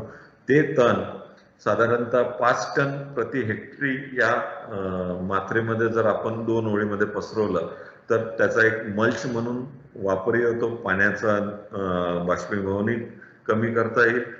त्याचप्रमाणे तणांचा बंदोबस्त सुद्धा होईल आणि सडल्यानंतर कुजल्यानंतर हेच बायोमास सेंद्रिय पदार्थ आपल्या जमिनीमध्ये वाढवेल आणि जमिनीची उत्पादन क्षमता, जमिनीची फर्टिलिटी सुद्धा वाढवण्यात मदत होते.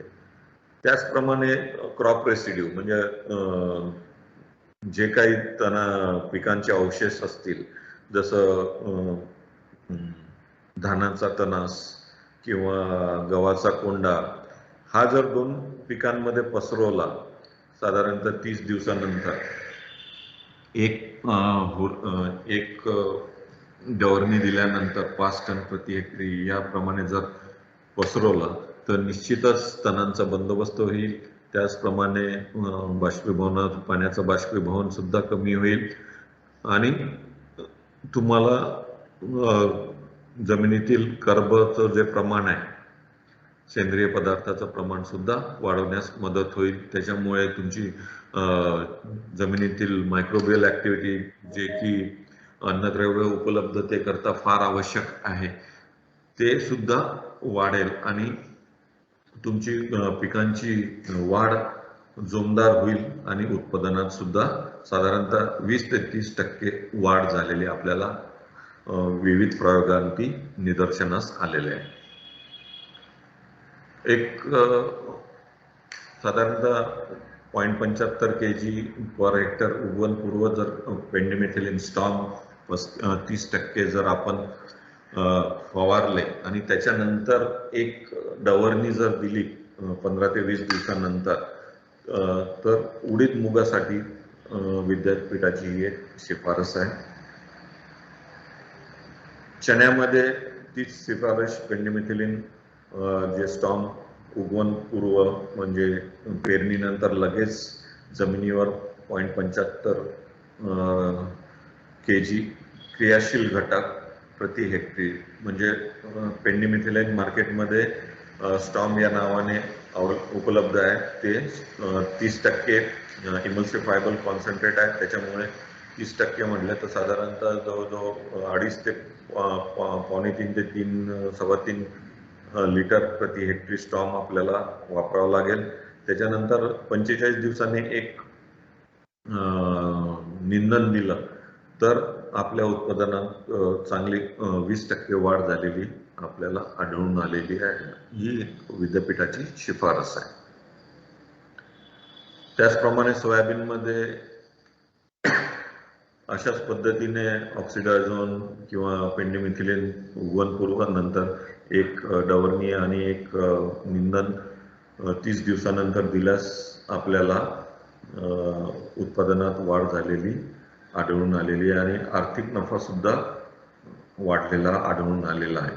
अशा पद्धतीने जर आपण एकात्मिक तण नियंत्रण जर केलं तर निश्चितच आपल्याला